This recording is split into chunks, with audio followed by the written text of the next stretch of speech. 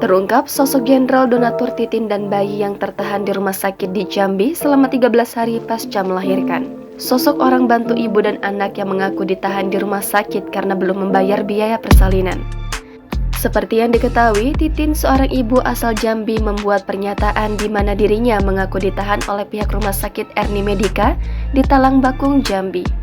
Usai video pernyataan Titin viral di sosial media, hal ini tentunya menuai sorotan dari berbagai pihak. Adanya pernyataan ini membuat pihak rumah sakit membantah jika pihaknya dikatakan menahan pasien karena belum membayar biaya persalinan. Terbaru, akhirnya kini pasien sudah bisa dipulangkan karena ada orang yang melunasi biaya persalinan Titin. Hal ini diungkap Arif, suami dari Titin, di mana dirinya mengatakan jika biaya persalinan sang istri sudah dibayarkan. Alhamdulillah ia sudah dibayarkan. Orang baik itu tidak mau disebutkan namanya. Dia meminta saya untuk menutupi namanya, kata Arif dilansir dari tribunjambi.com pada Senin 25 September. Arif mengatakan jika orang tersebut telah melunasi biaya persalinan tanpa memberitahu Arif sebelumnya.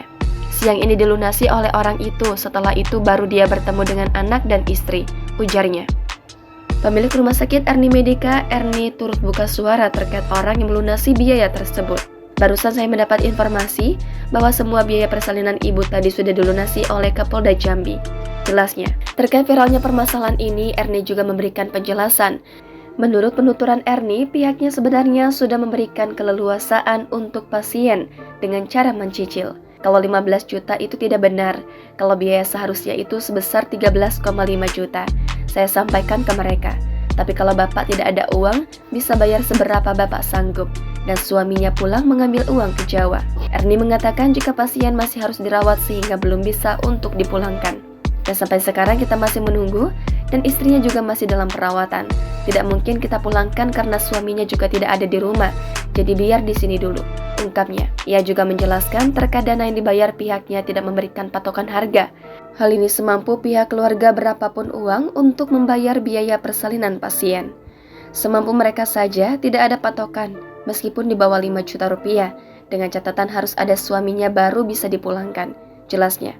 Terbaru terkait persoalan biaya persalinan tersebut ternyata sudah diselesaikan. Namun agar bisa keluar dari rumah sakit, pasien harus menunggu suaminya.